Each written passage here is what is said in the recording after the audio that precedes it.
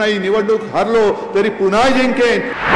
पवार साहेब आज आहेत आणि पवार साहेब जिकडे उभे राहतील तो पक्ष हे जनतेला कळतं. लोकसभेच्या निकालानंतर मुंबई बाहेर पडलो आणि पहिल्या प्रथम माझ्या शिवसेना प्रमुखांच्या हक्काच्या संभाजीनगरमध्ये आलोय. आणि या भेटीच्या निमित्ताने जमलेल्या सर्व शिवसेना प्रमुखांच्या कट्टर कडवट लढवय्या आणि अस्सल शिवसैनिक बांधवांनो, भगिनींनो आणि मातांनो,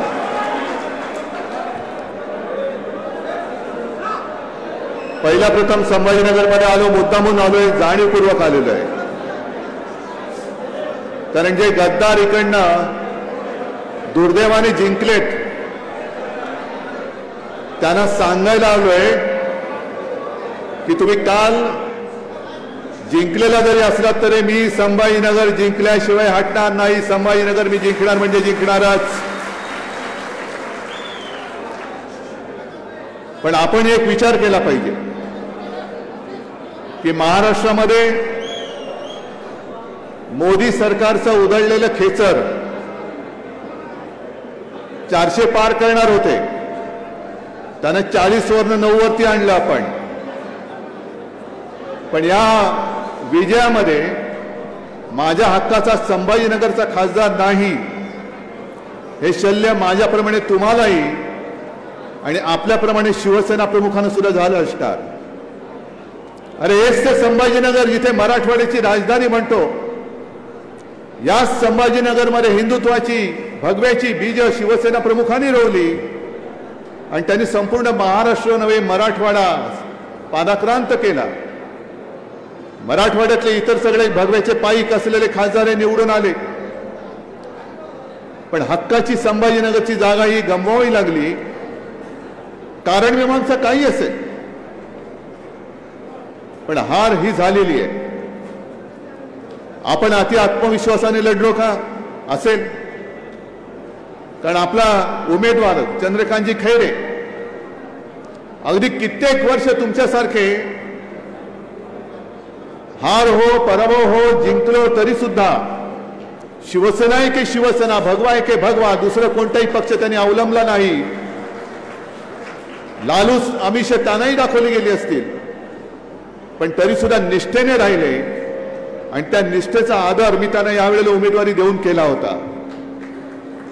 कारण निष्ठा शेवटी महत्वाची असते. हार जीत होत असते. निवडणुका येतात, निवडणुका जातात, पुन्हा निवडणुका येतात. निवडणुकामध्ये हारलो म्हणजे आयुष्य संपत नाही, पण लढण्याची जर का आपण हिम्मत हारलो तर मात्र आयुष्य संपतं. मी लढणार आहे, मी हिम्मत हारणार नाही, निवडणूक हारलो तरी पुन्हा जिंकेन या ईर्षेने मी आज संभाजीनगरमध्ये आलेलो आहे. आणि काय झालं, कसं झालं, जरूर याचा विचार केला गेलाच पाहिजे. कारण आता 3 महिन्यानंतर विधानसभेच्या निवडणुका येत आहेत. कालची जी लढाई होती ती आपल्या देशाची, संविधानाची आणि लोकशाहीची लढाई होती.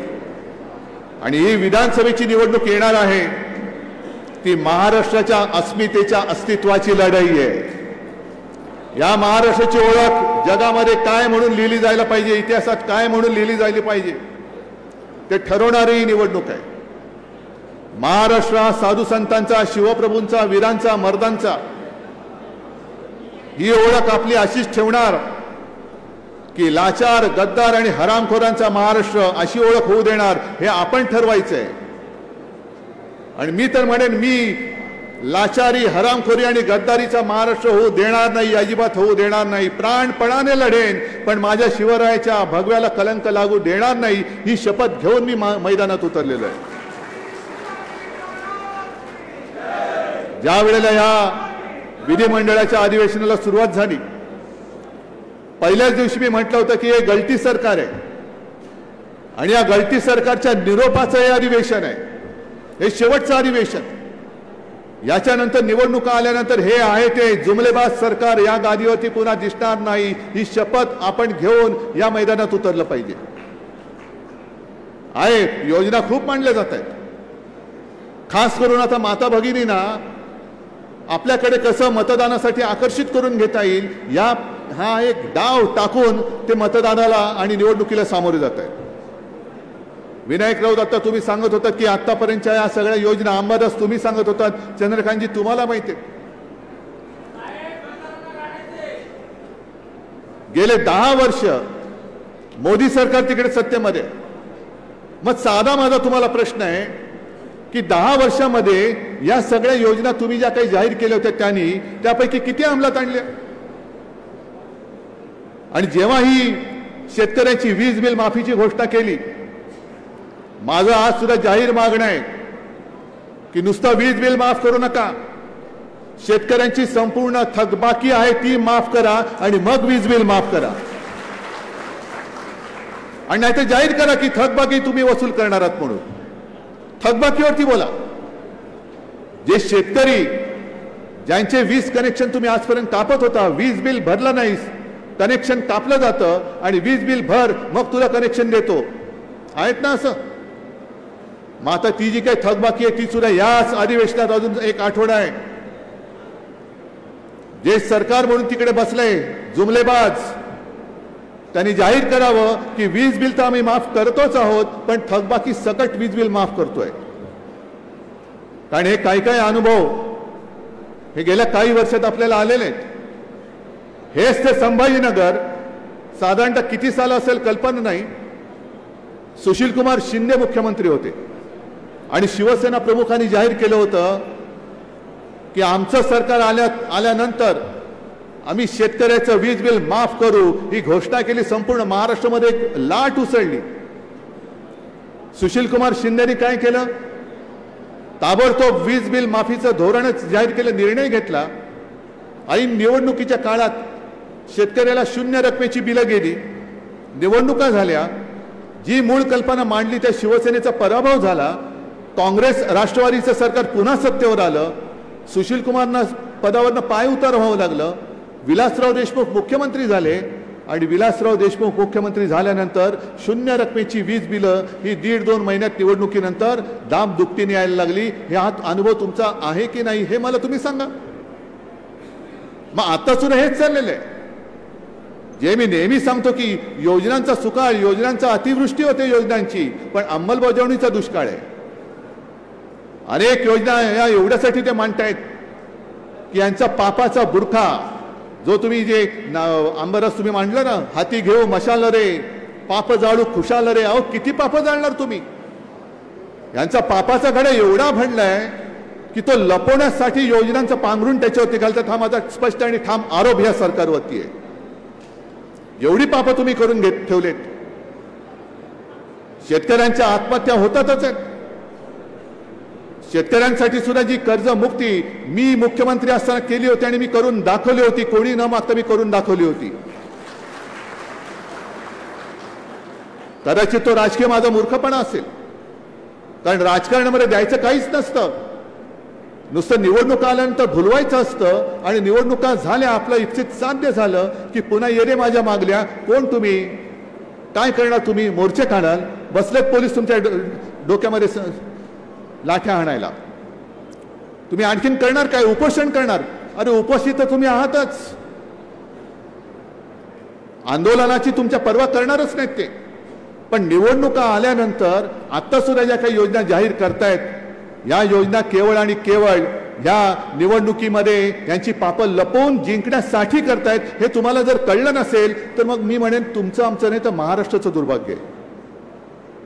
गेल्या वेळेला एक मी समजू शकतो की मशालीचा प्रचार सुरू करायला आपला थोडा उशीर झाला, कारण मशाल ही निशाणी निवडणुकीच्या दुसऱ्या टप्प्यात आपल्याला मिळाली. कारण पहिल्या टप्प्यामध्ये आपला उमेदवार नव्हता. दुसऱ्या टप्प्यामध्ये जेव्हा यवतमाळचे आपले संजय देशमुख आणि बुलढाण्याचे नरेंद्र खेडकर यांना मशाल निशाणी मिळाली, त्याच्यानंतर आपण मशाल निशाणीचा प्रचार सुरू केला. आणि ह्या गद्दारांनी काय केलं म्हणजे मी सगळ्यांना सांगतो, जो खेळ, अरे तुम्हाला लाज वाटली पाहिजे. तुम्ही जे काही विजय मिळवला तो चोरून मिळवलेला विजय आहात. तुम्ही माझा पक्ष चोरून त्या नावावरती तुम्ही विजय मिळवलेला आहात. तुम्ही शिवसेना चोरलीत, तुम्ही आमचं धनुष्यबाण चोरलात. अरे माझ्या वडिलांचा फोटो, मी काढलेला फोटो लावून तुम्ही माझ्या वडिलांचा फोटो चोरून तुम्ही मत मागून विजयी झालेला आहात. अरे चोरट्यानो भामट्यानो, तुमचा विजय हा खरा विजय नाहीये. आपल्या बाबतीत जो खेळ केला तोच त्यांनी राष्ट्रवादीच्या बाबतीत केला. पवार साहेबांचं सुद्धा राष्ट्रवादी पक्षात चोरून दुसऱ्याला दिला, चिन्ह पण त्यांना दिलं आणि परत पवार साहेबांचा फोटो ते वापरायला लागले. मग तुम्ही म्हणाल जसं पवार साहेबांनी कोर्टात जाऊन त्यांना बंदी केली तसं तुम्ही का नाही केलं? तुम्हाला कोणी अडवलं होतं? बरोबर आहे तुमचा प्रश्न. पण महत्वाचा फरक हा आहे की आपल्या शिवसेना प्रमुखांचं नाव, हिंदू हृदय सम्राटांचं नाव त्यांनी राष्ट्रपुरुषांच्या यादीत टाकले. आपल्याला काय वाटलं होती काय प्रेम आहे, मोदी बाबांचं प्रेम आलं म्हणून त्यांनी एका पुण्य पवित्र भावनेने शिवसेना प्रमुखांचं नाव यादीमध्ये टाकलं नाही. तेव्हापासून यांची कपट कारस्थानं सुरू झाली होती आणि राष्ट्रपुरुषाच्या यादीत नाव टाकल्यानंतर त्यांच्या फोटोचा वापर कोणी करू शकतं, जो मोदींनी स्वतः केला. पवार साहेब आज आहेत आणि पवार साहेब जिकडे उभे राहतील तो पक्ष, हे जनतेला कळतं. पण ग्रामीण भागात आणि शहरामध्ये सुद्धा हिंदू हृदय सम्राटांचा फोटो लावायचा, खाली धनुष्यबाण लावायचं आणि बाळासाहेबांचं धनुष्यबाण म्हणून मतं मागून तुम्ही लोकांना फसवून निवडून आलेला आहात. मग मला अभिमान आहे, मी बाळासाहेबांचे संस्कार घेऊन, तुम्ही चोरलेलं धनुष्यबाण घेऊन सुद्धा मी मशाल घेऊन तुमच्या समोर जे काही लढाई आहे ती लढून दाखवलेली आहे आणि जिंकून दाखवलेली आहे. आता आपल्याला कोणी थांबवू शकत नाही. कारण अनेकांना हा प्रश्न होता आणि मला सुद्धा काही जणांनी सांगितलं, शहरी लोकांनी सांगितलं, अगदी हिंदी भाषिक अमराठी लोकांनी सांगितलं, उद्धव जी हम तो आपको वोट देना चाहते थे लेकिन क्या करे गलती से बो एंड एरो का बटन दबाया. मग त्यांना कळलं अरे बो एंड एरो आता यांचं नाही, आता यांची मशाल आहे. आता संभ्रम दूर झालेला आहे. आता मशाल आणि मशाल घेऊन गावागावात जा आणि जिथे जिथे यांचे पाप असेल, जिथे जिथे यांचा अन्याय असेल, तो अशी मतजागृती तुम्ही करा की त्या मतांच्या माध्यमातून हे सरकार आणि यांची पापं ही खुशाल जाळून टाका. तुम्ही निवडणुकीत यांची पापं जाळून टाका. पण हा संभाजीनगर हा जिल्हा आहे. आता सुद्धा इकडे काही गुंठेवारीचे प्रश्न घेऊन बोर्ड घेऊन लोक उभी आहेत. पण मी मुख्यमंत्री असताना शहरातला गुंठेवारीचा प्रश्न सोडवला होता की नव्हता हे सांगा. समांतर जलवाहिनीचा प्रश्न सोडवला होता की नव्हता? रस्त्याची कामं केली होती की नव्हती? उद्यानं सुद्धा आपण करत होतो की नव्हतो? मग ही सगळी कामं करून सुद्धा काय आपण कुठे कमी पडलो? हा माझा प्रश्न जसा तुम्हाला आहे तसा तुम्ही जनतेला विचारा. जा घराघरात जा. जे तुम्ही आता आम्हाला सांगत होता आपल्याकडे बीएलए पाहिजेत, बीएलओ पाहिजे, मला पहिला गटप्रमुख पाहिजे, जो मतदार यादीला एक कोणतरी जबाबदार माणूस आहे आणि त्याला माहिती आहे की ही सगळी वस्ती ही माझ्या संपर्कात आहे. मी त्याला सांगतो घराघरात जा आणि हात जोडून विचारो, दादा, ताई, माई, मावशी, आमचं काय चुकलं सांगा, काय आमचा पराभव झाला, असं कोणतं पाप आमच्याकडनं घडलं? अगदी जे एक शिवसेना प्रमुखांनी वचन दिलं होतं औरंगाबादचं छत्रपती संभाजीनगर करणं, हे मी माझ्या मुख्यमंत्री काळामध्ये मी केलेलं आहे. आणि अजूनही 2 वर्ष होत आली, या सरकारला 2 वर्ष झाली. विमानतळावरती उतरल्यानंतर सुद्धा त्या विमानतळाचं नाव औरंगाबाद विमानतळ आहे. तो ठराव आम्ही कधीच मंजूर केला होता, छत्रपती संभाजी महाराज विमानतळ. का बदललं नाही तुम्ही? आम्ही केलेल्या कामाची श्रेय तुम्हाला घेताना लाज वाटत नाही? मी या शहराचं आणि या जिल्ह्याचं नामकरण केलेलं आहे. जिल्ह्याचं नामकरण अजून झालेलं नाही. अजूनही लोकसभा मतदारसंघाचं नामांतर झालेलं नाही. अजूनही त्या यादीत या मतदारसंघाचं नाव मला वाटतं औरंगाबाद असंच ठेवलेलं आहे. मग केलं काय तुम्ही 2 वर्ष? संपूर्णपणे थापा मारायच्या आणि पुढे जायचं. आता सुद्धा ही सगळी पापं मी बोललो ना तुम्हाला. योजना एवढ्या टाकायच्या. ठीक आहे ना, महिलांसाठी योजना आणल्या, मी त्याचं स्वागत करतो. जरूर महिलांसाठी तुम्ही योजना आणा, पण माझ्या युवकांसाठी योजना काय आहेत? आज सुद्धा जे शेतकरी आत्महत्या करतायत, करावी लागते, त्या घरातला वंशाचा दिवा विझल्यानंतर तुमची जी काही योजना आहे ती योजना त्याच्यामध्ये तो गेलेला दिवा, विझलेला दिवा पुन्हा पेटवू शकणार आहे? बेकारांचे तांडेच्या तांडे रस्त्याने फिरतायत, रोजीरोटीचा पत्ता नाही. महाराष्ट्रातले उद्योग तुम्ही गुजरातला घेऊन जाताय. गुजरातला घेऊन गेले तरी देखील आमच्या डोळ्यात देखत माझ्या महाराष्ट्राचं असं सगळी वाताहत होत असताना आम्ही मोदी गॅरंटी सुद्धा आम्ही धुडकावून लावली. यांच्या गद्दारांच्या गॅरंटीला आपण बळी पडणार आहोत. मोदी गॅरंटी कसली गॅरंटी? पाप आपण म्हणतो ना, पाप जाळं खुशाल रे.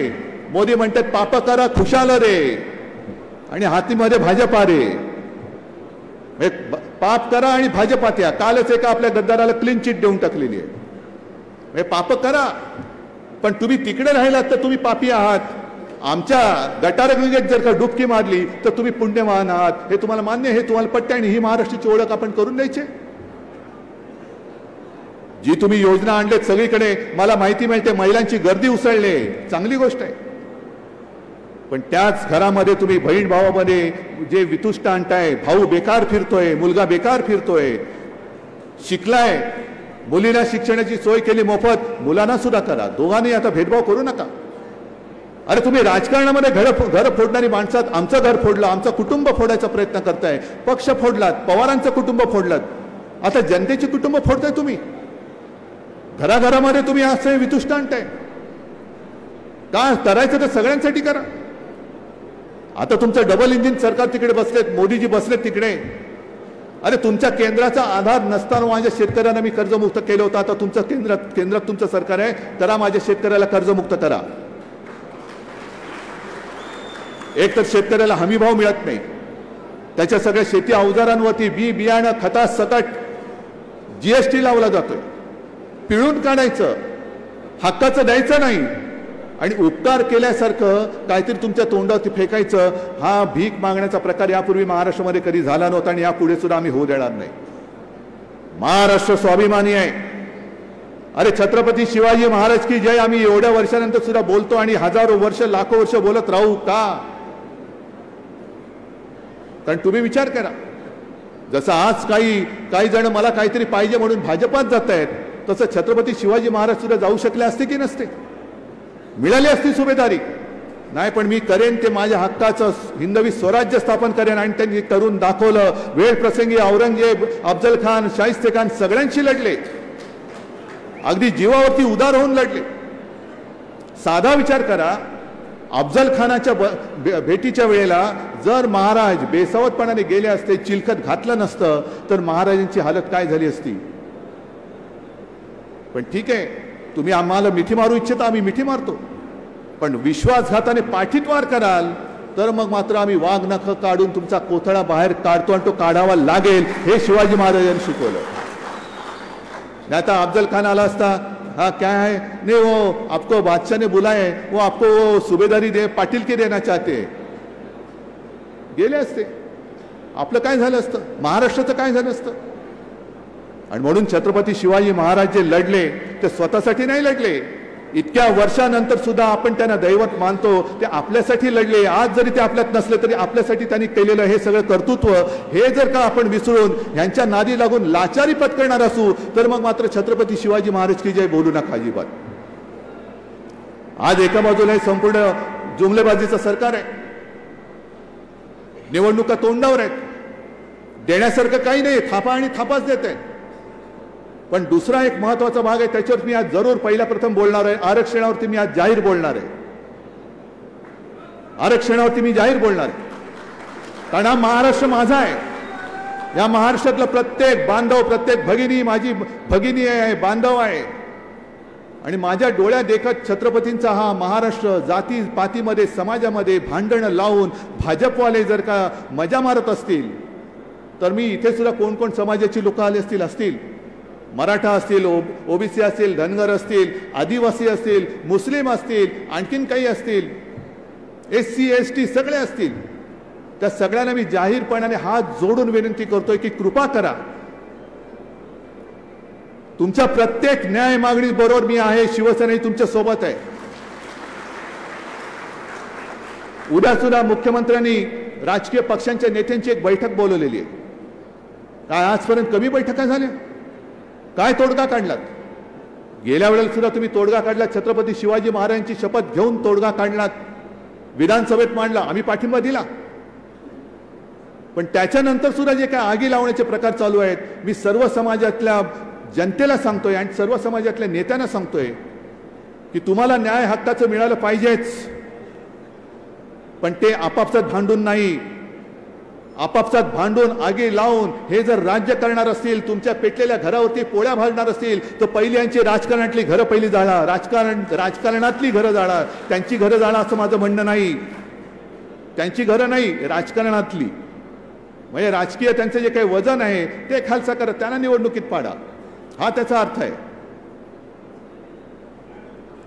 आणि जर लढायचंच असेल तर सगळे एकत्र येऊन महाराष्ट्र एकजुटीने उभा राहील, त्या दिवशी या महाराष्ट्राला न्याय मिळेल. या सगळे मराठा बांधवांनो, या ओबीसीनी, या धनगरांनी, या सगळ्यांनी एकत्र या. तुमची ताकद ही पहिली या राज्यकर्त्यांना कळू दे की महाराष्ट्राची ताकद काय, आणि महाराष्ट्राच्या मुळावर घाव घालणाऱ्यांचे जे मनसुबे आहेत हे उधळून लावलं पाहिजे. म्हणून उद्याची जी काय बैठक आहे, सर्वमान्य तोडगा काढा. मी आज तुम्हाला हे जाहीर पाठिंबा देतोय. सर्वमान्य काढा तोडगा, सर्वमान्य तोडगा काढा. मी आज पाठिंबा देतोय. पण राजकारण्यांना बोलवण्यापेक्षा सरकारने सर्व समाजातल्या प्रतिष्ठित म्हणण्यापेक्षा विचारवंत किंवा त्यांचे जे नेते आहेत बोलवा ना. जरांगे पाटलांना बोलवा, हाकेंना बोलवा, आणखीन धनगर समाजातल्यांना बोलवा. काय पाहिजे तुम्हाला, काय पाहिजे तुम्हाला, काय पाहिजे, आणि खरंच देऊ शकता का हे सांगा त्यांना. दरवेळेला विचारा, जरांगे पाटील उपोषणाला बसतो, मग कधी हाके बसतात का? तुम्ही त्यांच्याशी जीवाशी खेळ का करतात? बोलवा सगळ्यांना एकत्र. आम्हाला कोणाला एकाही राजकारणाला बोलवू नका, फक्त त्यांना आणि त्यालाच बोलवा. तुम्ही सर्वमान्य तोडगा काढा, मी पाठिंबा देतो. पण नुसतं कोपऱ्याला गुळ लावायचा, तारखा देत राहायच्या, त्यातनं अनेक जण न्याय हक्कासाठी, आरक्षणासाठी जीव देत आहेत, त्यांचे जीव जात आहेत, पिढ्या संपतायत, पण लढा संपत नाहीये. किती पिढ्या तुम्ही असे रस्त्यावरती काढणार? आणि माझं स्पष्ट मत मी त्याही वेळेला व्यक्त केलं, आज सुद्धा व्यक्त करतो. या सगळ्यांना सामावून घ्या. मध्ये एक तो प्रयत्न आपण तोही करून पाहिला, कोर्टाची लढाई आपण लढून पाहिली, नाही झालं, अपयश आलं. मग आमच्यावरती आरोप झाले की बघा आम्ही जिंकलेलं लढाई ही हारले. बिहारने कसं केलं बघा. आता बिहारचं आरक्षण सुद्धा कोर्टाने रद्द केलेलं आहे. कारण आपण सगळ्यांना समजून सांगायला पाहिजे, आरक्षणासाठी जी टक्केवारीची अट आहे ती वाढवणं राज्य सरकारच्या हातात नाही, ती केंद्र सरकारच्या हातात, लोकसभेच्या हातामध्ये. आणि अजून एक आठवडा विधानसभेमध्ये आहे. मी सरकारला जाहीर विनंती करतोय आणि सर्व समाजातल्या जनतेला आणि नेत्यांना हात जोडून विनंती करतोय की चला तुम्ही जा, मुख्यमंत्र्यांकडे बसा, उपमुख्यमंत्र्यांकडे बसा, कोणाला नेमकं काय म्हणायचंय ते तुम्ही मांडा. आणि जर टक्केवारी वाढवण्याची गरज असेल तर विधानसभेमध्ये ठराव आणा. शिवसेना आज पाठिंबा देते टक्केवारी वाढवायला, आणि ठराव मंजूर करून लोकसभेत पाठवा. लोकसभेत सुद्धा शिवसेना आज पाठिंबा देते, हे मी जाहीर करून टाकतो, आज जाहीर करतो. पण कायद्याच्या चौकटीमध्ये तुम्ही यांना खेळवत राहताय, झुलवत राहताय. मराठा आणि ओबीसी आता एकमेकाच्या उरावरती बसवताय. हे पाप नका करू तुम्ही. कारण महाराष्ट्राची ताकद फोडूनच जे परके जिंकले होते ते याच ताकदीमुळे जिंकले होते, भांडणं लावून. आणि मी अनेकदा उदाहरण दिलेलं आहे. जसं संभाजीनगरचा पराभव हा माझ्या जिवारी लागलाय, कोकणातला लागलेला आहे, तसाच एक पराभव आपण महाराष्ट्र कधी विसरू शकत नाही, तो म्हणजे पानिपतचा. पानिपतचं युद्ध, पानिपतचं युद्ध. होय, आम्ही हरलो, दुर्दैवाने हरलो. म्हटलं तर आमच्याकडे अफाट सैन्य होतं. आणि जे काय माझ्या वाचनात आलंय त्या वाचनामध्ये स्पष्ट लिहिलेलं आहे की युद्धाला सुरुवात होण्यापूर्वी अशाच एका संध्याकाळी अहमद शाह अब्दाली, अहमद शाह, त्याचं पण अहमद शाह होतं, मी ठेवलेलं नव्हतं, हा केवळ योगायोग समजावा. अब्दाली तिकडनं लांबून बघत होता, मराठ्यांचं सैन्य पसरलेलं, अथांग समुद्रासारखं सैन्य. आणि संध्याकाळची वेळ होती, दिवे लागण्याची वेळ होती. अब्दालीचे खबरे येऊन अब्दालीला सांगत होते की शहनशाहजी काय त्याला म्हणत असतील ते असतील, उद्याचं युद्ध आपल्याला अवघड आहे. हे म्हणे मराठे संख्येने आपल्यापेक्षा भारी आहेत. नुसते भारी नाही तर हे पराक्रमी आहेत, हे जिद्दी आहेत. यांचं घोडदळ एवढं आहे, यांच्याकडे तलवारबाज एवढे आहेत, यांचा तोफखाना एवढा आहे. आणि सगळ्यात महत्त्वाचं म्हणजे हे इथले स्थानिक आहेत. आपण बाहेर ना आलोय, आपल्याला माहित नाही दऱ्याखोऱ्यामध्ये लढायचं कसं, आपल्याला माहित नाही उद्याचं युद्ध आपण हरणार. आणि अब्दाली शांत बसता, अब्दाली फक्त बघत होता आणि शांतपणाने त्यांनी विचारलं की या समोर ज्या धुराच्या रेषा दिसतात त्या काय आहेत, या कसल्या रेषा आहेत? आणि त्या खबऱ्यांनी सांगितलं की ते म्हणे हे मराठे आहेत, 18 पगड जाती जमातीमध्ये विखुरलेले आहेत, यांच्या चुली हे एकमेकाबरोबर जेवायला बसत नाहीत. आणि अब्दाली एकच शब्द बोलला, उद्याचं युद्ध आपण जिंकलं. सगळे म्हणाले कसं शक्य आहे, तुम्हाला एवढी सगळी आम्ही माहिती दिली तरी सुद्धा तुम्ही सांगताय. आणि अब्दाली जे बोलला ते लक्षात ठेवा. त्यांनी एकच वाक्य सांगितलं, जे जेवायला एकत्र येत नाहीत ते मरायला एकत्र येऊ शकत नाहीत, लढायला एकत्र येऊ शकत नाहीत. औरंगजेब सुद्धा हेच म्हणून गेलेला आहे.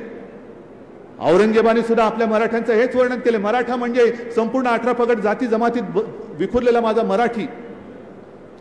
स्वतः औरंगजेब म्हणालेला आहे की ह्या पहाडी मुलकात हे मराठे पराक्रमाच्या बाबतीत तमाम दुनियेला भारी आहेत. अरे इथे पराक्रम शिकवावंच लागत नाही, इथे तर दौताला सुद्धा भाल्याची पाते फुटतात एवढे सगळे मर्द आणि लढवय्ये मराठे आहेत. फक्त म्हणे इथे दुहीची बीज खडकावर नुसती भिरकावली तरी ती एवढी रुजतात आणि एवढी फोफावतात की पाहता पाहता तमाम दौलत तबाह करून टाकतात. हे आपलं वर्णन, हे आपली बलस्थानं कोणती आणि कमकुवत स्थानं कोणती, ही इतिहासामध्ये अब्दाली आणि औरंगजेबाने सांगून ठेवले. तेच आत्ताच्या घडीतले औरंगजेब आणि अब्दाली मराठी माणसामध्ये भेद करून समाजात आगी लावून जर माझ्या महाराष्ट्राची, शिवप्रभूंच्या महाराष्ट्राची वाताहत करत असतील तर मी गप्प बसू शकत नाही.